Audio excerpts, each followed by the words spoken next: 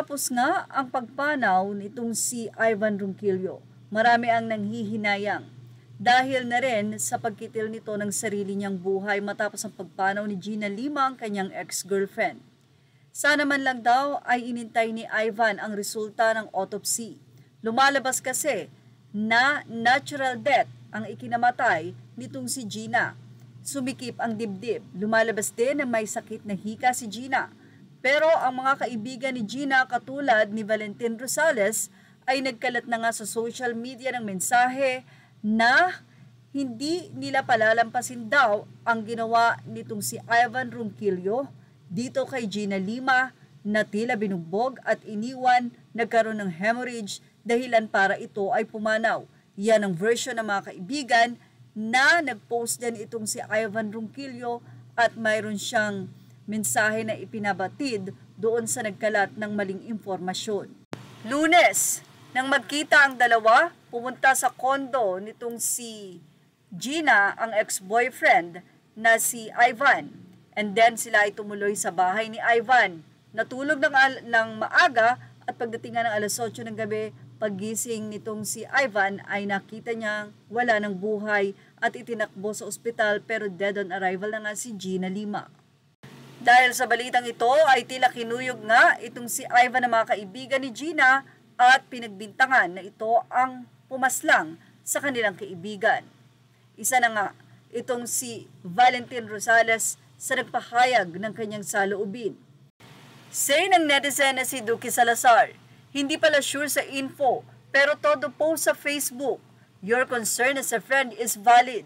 But sana matuto rin mag-factual checking before posting anything on Facebook according nga sa caption mo.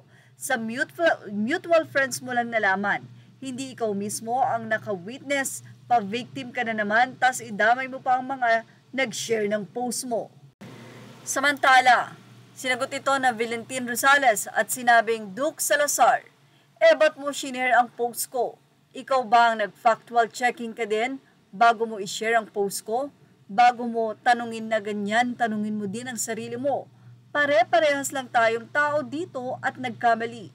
And if I recall, it clearly 11,000 shares yung post kong yung, so which means 11,000 people din ang hindi nag-factual check.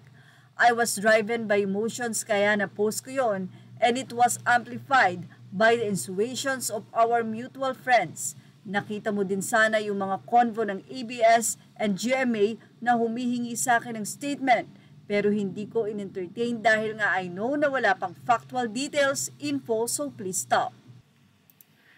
Sa kanyang post or latest post ay nagpaliwanag nga itong si Valentin na hindi niya intensyon na magsalita at magpahayag ng kanyang damdamin dahil na rin sa nabalitaan niya sa kanyang mutual friends at pinaniwalaan niya ito.